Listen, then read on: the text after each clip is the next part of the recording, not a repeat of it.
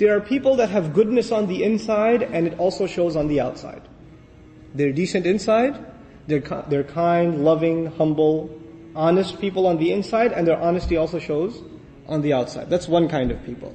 Even before Islam, Abu Bakr as-Siddiq radiallahu anhu is a great person on the inside and the outside. Another example, like I just mentioned, is Warqa ibn Nawfal, even before Islam. Another example, another kind of people, are people that may have good on the inside, but it's covered with a lot of layers, they got a lot of baggage. Because of the society of ignorance in which they live, some of that rubs off on them. So when you look at them on the outside, you don't see a good person. Or you wouldn't think there's any good on the inside, but actually there is.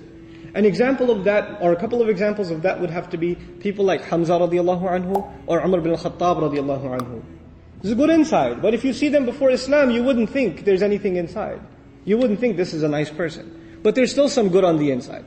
So there are two kinds of good, people that have carrying good on the inside. People whose good you can clearly see, and people whose good you cannot see. That's two categories now.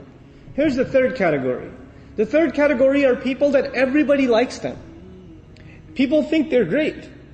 But actually inside them is arrogance and greed, and they're very corrupt on the inside. But on the outside they show the world that they're very, very good. And an example of that in the seerah of the Prophet ﷺ is Abu Jahl. People loved this guy.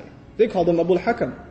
They used to take his advice. They thought he was a wise leader. He was just. He was fair. And he was very brave. He was brave in battle. He was known for his chivalry. So they thought everything was good on the outside, but we know what was on the inside. Right? It was corruption on the inside. So now we have three categories of people. I'm making it simple. Good inside and outside both. That's one. Good on the inside, but not so good on the outside. That's two. Then there's good on the outside, but not a lot of good on the inside. That's three. And then there's the worst of the worst. There's no good inside, and there's no good outside. And the easy example of that in the seerah of the Prophet ﷺ is Abu Lahab. He's filthy and corrupt on the inside, and filthy and corrupt on the outside. Right? So you've got these four categories of people.